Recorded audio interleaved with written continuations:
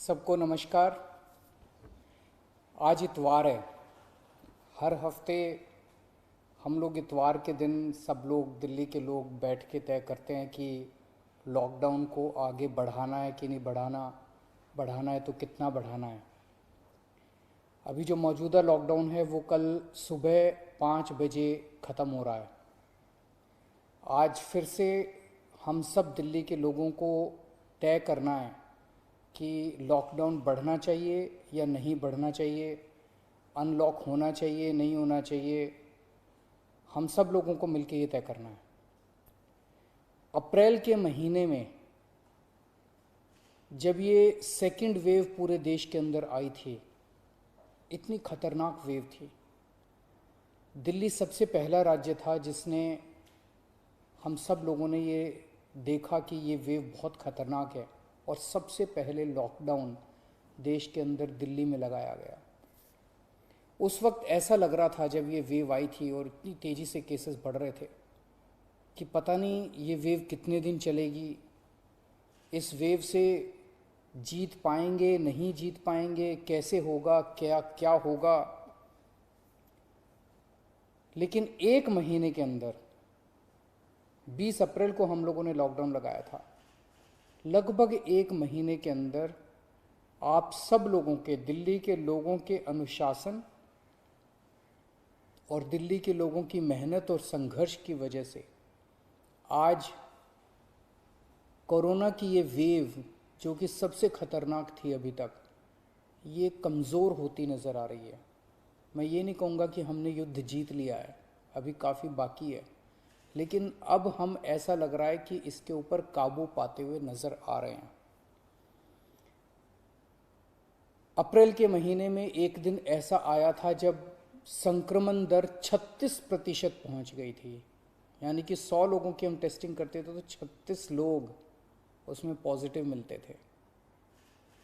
पिछले 24 घंटे का मैं आपको आंकड़ा बताऊं तो ये संक्रमण दर 2.5% के भी नीचे चली गई है। यानी कि अब 100 लोगों की हम टेस्टिंग करते हैं तो उसमें 2.5 लोग संक्रमित पाए जाते हैं और 97.5 लोग ठीक पाए जाते हैं। इसका मतलब संक्रमण काफ़ी कम हो गया दिल्ली के अंदर। अप्रैल के महीने में एक दिन ऐसा था जब 28,000 केस एक दिन में आए थे। 28,000। पिछले 24 घंटे में 1600 केस पाए गए हैं दिल्ली के अंदर। 28,000 से 1600। तो दिल्ली के अंदर कोरोना की रफ्तार काफ़ी कम हुई है। पिछले एक महीने में कई सारी समस्याएं आई। उन सारी समस्याओं का हम सब लोगों ने मिलकर मुकाबला किया। दिल्ली के 2 करोड़ लोगों ने एक परिवार की तरह मिलकर मुकाबला किया। खासकर ऑक्सीजन की बहुत बड़ी समस्या आई थी, लेकिन सब ने मिलके, इसमें सबका सहयोग मिला। दिल्ली के लोगों ने, केंद्र सरकार ने, सुप्रीम कोर्ट ने, दिल्ली हाई कोर्ट ने, सब ने सहयोग किया और ऑक्सीजन की समस्या का भी समाधान निकला। अब वैक्सीन की बड़ी प्रॉब्लम आ रही है, वैक्सीन की बहुत कमी महसूस हो रही है, लेकिन मुझे विश्वास है जैसे हमने बड़ी बड़ी समस्याओं का समाधान किया है, ऐसे वैक्सीन की समस्या का भी समाधान निकलेगा। हम मिलके निकालेंगे। वैक्सीन की जो कमी हो रही है, मुझे पूरी विश्वास है इस कमी को भी हम सब लोग मिलके ठीक करेंगे। इस दौरान पिछले एक महीने हमारे डॉक्टर्स और नर्सेज कई कई दिनों तक नहीं सोए हैं, कई कई दिनों से घर नहीं गए हैं। उन्होंने जबरदस्त काम किया। इनमें से कुछ डॉक्टर्स और नर्सेज शहीद भी हो गए। उनकी शहादत को मैं पूरे दिल्ली के सभी लोगों की तरफ से सलाम करता हूँ। हम कर्जदार हैं उनके, उनका कर्ज हम नहीं चुकता कर सकते, लेकिन फिर भी दिल्ली सरकार उनके परिवार को मदद करने के लिए 1-1 करोड़ रुपए की राशि देती है।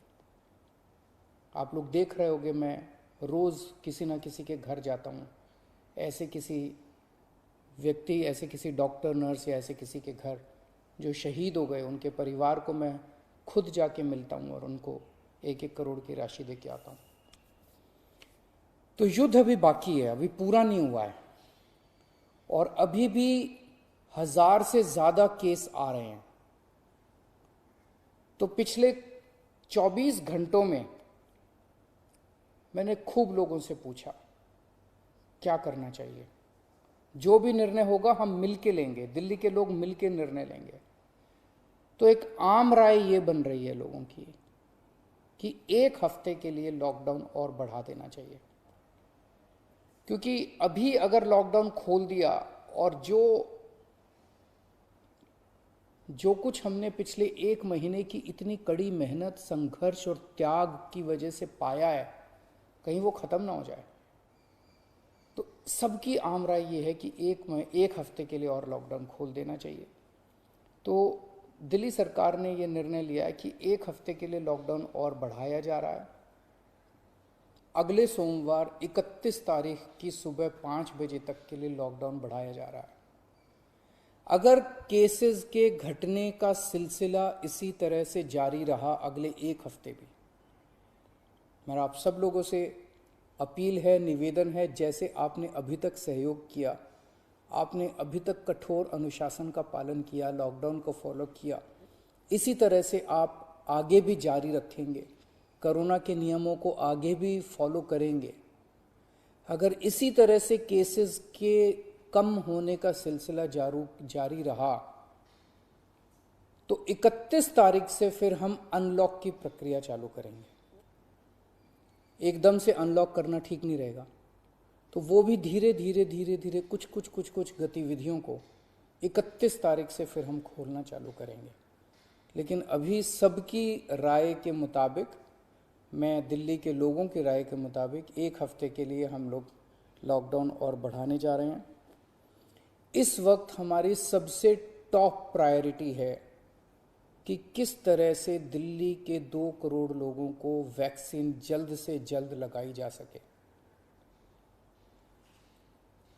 हमने दिल्ली में सारी व्यवस्था बना ली है कि 3 महीने के अंदर दिल्ली के सब लोगों को हम वैक्सीन लगा सकते हैं, लेकिन वैक्सीन की कमी है, पूरे देश के अंदर कमी है। कहा जा रहा है कि तीसरी वेव आएगी। हमें तीसरी वेव का पूरी शिद्दत के साथ तैयारी करनी है। तो हमारी पहली प्राथमिकता तो ये है कि वैक्सीन लग जाए। अगर वैक्सीन लग गई तो शायद तीसरी वेव ना आए। अगर वैक्सीन सबको लग गई तो शायद तीसरी वेव से हम लोग बच सकें। तो एक तरफ तो हम सबको वैक्सीन लगाने की तैयारी कर रहे हैं, जल्द से जल्द लगाने की तैयारी कर रहे हैं, सबके सामने कोशिश कर रहे हैं कि जहां से भी हो सके, केंद्र सरकार से, दूसरी कंपनियों से भी, सबसे मैं खुद बात कर रहा हूं, जितनी विदेशी कंपनियां हों चाहे भारत की कंपनियां हों, कि कैसे हम ज़्यादा से ज़्यादा वैक्सीन लगा सकें।